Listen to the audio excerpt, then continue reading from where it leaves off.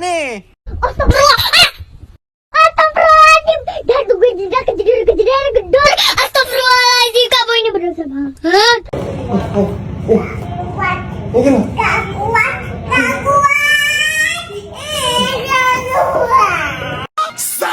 Oke, standby, kamera ready, sound ready, 3, 2, 1, action.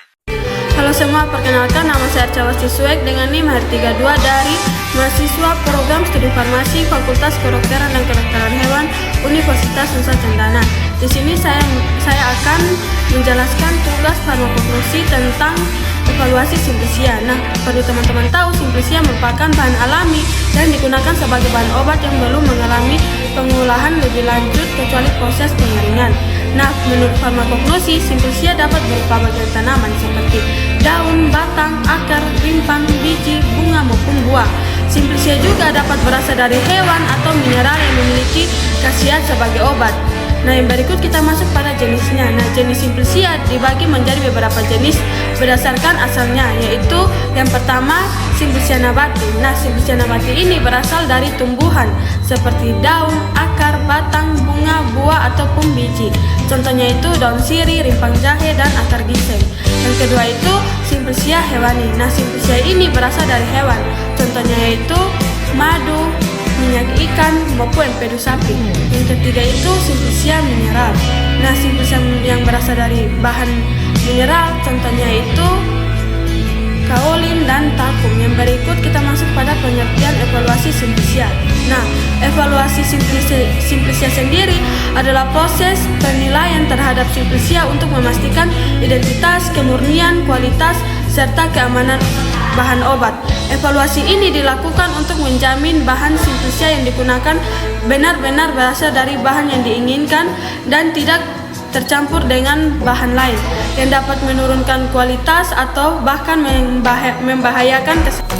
Yang berikut kita masuk pada tujuan evaluasi Simplisia, yaitu ada beberapa yang pertama menentukan identitas Simplisia, mengetahui kemurnian Simplisia, menilai kualitas Simplisia, mendeteksi adanya pemalsuan atau adulterasi pada Simplisia, dan menjamin keamanan bahan obat dan menentukan standar mutu Simplisia. Yang berikut kita masuk pada metode evaluasi Simplisia. Ada beberapa metode, yaitu yang pertama itu evaluasi organoleptik, yang kedua evaluasi mikroskopik, yang ketiga evaluasi fisik, yang keempat evaluasi kimia, yang kelima evaluasi biologis. Nah, kelima metode ini digunakan secara bersama untuk mendapatkan hasil evaluasi yang akurat. Nah, di sini saya akan membahas satu persatu metode tersebut. Yang pertama itu evaluasi organoleptik. Evaluasi ini merupakan metode penilaian Simplisia dengan menggunakan panca indera. Nah, parameter yang diamati itu meliputi warna, bau, rasa, bentuk, ukuran, dan tekstur.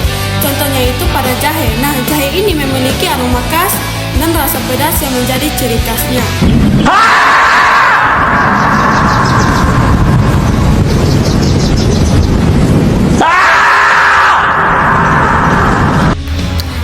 Berikut kita masuk pada evaluasi makroskopik. Nah, evaluasi ini dilakukan dengan menggunakan mikroskop untuk mengamati struktur jaringan Simplisia. Nah, struktur apa sih yang diamati dalam mikroskop? Yaitu yang pertama dinding sel, butir pati, kristal kalsium oksalat, trikoma, pembuluh xilem dan floem, sel parenkim. Nah, metode ini sangat penting terutama untuk identifikasi Simplisia dalam bentuk serbuk. Yang berikut kita masuk pada uji perwarnaan mikroskopik. Nah, uji perwarnaan ini dilakukan untuk membantu mengidentifikasi komponen tertentu pada jaringan tanaman. Yang berikut kita masuk pada contoh uji perwarnaan, yaitu yang pertama lignin. Itu dia akan berwarna merah dengan polorlukinol tambah HCl. Yang kedua itu pakti, dia akan berwarna biru dengan larutan iodin. Yang ketiga itu mulkilargo, dia akan berwarna merah muda dengan ruthenium red. Yang berikut kita masuk pada mikroskopik serbuk. Nah, metode ini digunakan untuk mengidentifikasi Simplisia dalam bentuk serbuk. Beberapa komponen yang dapat diamati yaitu yang pertama fragmen jaringan, butir pati, kristal kalsium oksalat, serat, pembuluh xilem. Nah, metode ini sangat penting untuk mendeteksi pemalsuan pada Simplisia. Yang berikut kita masuk pada konstanta daun. Nah, konstanta daun adalah parameter mikroskopik yang digunakan untuk identifikasi produksi daun Simplicia.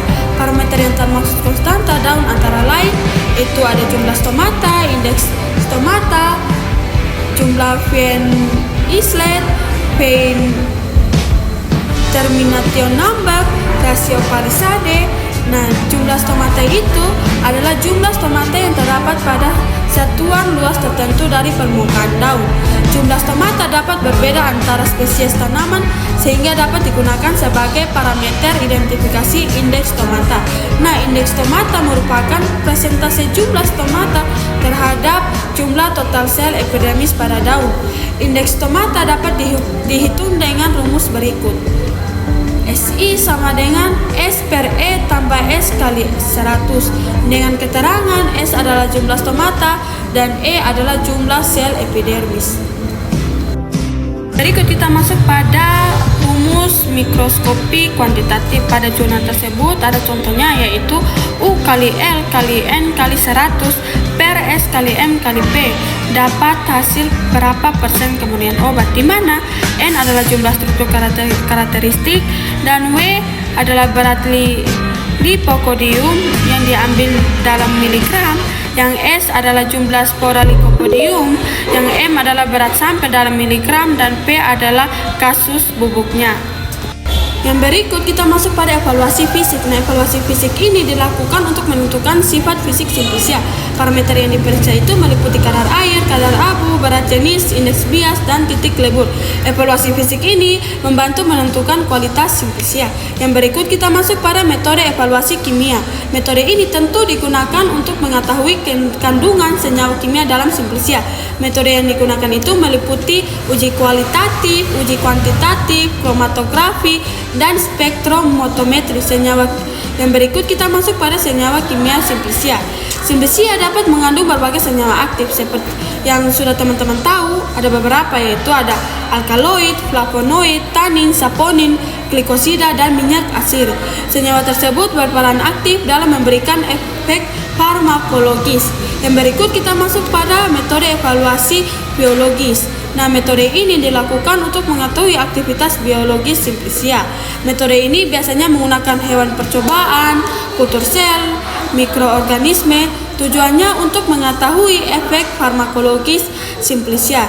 Yang berikut kita masuk pada adulterasi Simplicia. Adulterasi merupakan pemalsuan Simplicia dalam mencampurkan bahan lain yang memiliki kualitas lebih rendah. Contohnya kayak pencampuran daun tanaman lain dan penambahan bahan asing, penggunaan bahan yang sudah rusak. Penting standar Simplicia itu, standarisasi itu Simplicia diperlukan untuk memastikan bahwa bahan obat yang digunakan memiliki kualitas yang konsisten. Standarisasi itu meliputi identifikasi bahan, penentukan kadar senyawa aktif, dan pemeriksaan kemurnian. Nah, dari materi yang saya sudah paparkan, saya sudah dapat menyimpulkan bahwa evaluasi Simplicia merupakan proses penting dalam bidang farmakognosi untuk memastikan kualitas dan keamanan bahan obat yang berasal dari alam. Dengan melakukan evaluasi organoleptik, mikroskopik, fisik, kimia, dan biologis, Simplicia yang digunakan dapat dipastikan memiliki identitas yang benar dan bebas dari pemalsuan serta memiliki mutu yang baik. Sekian dari saya, terima kasih.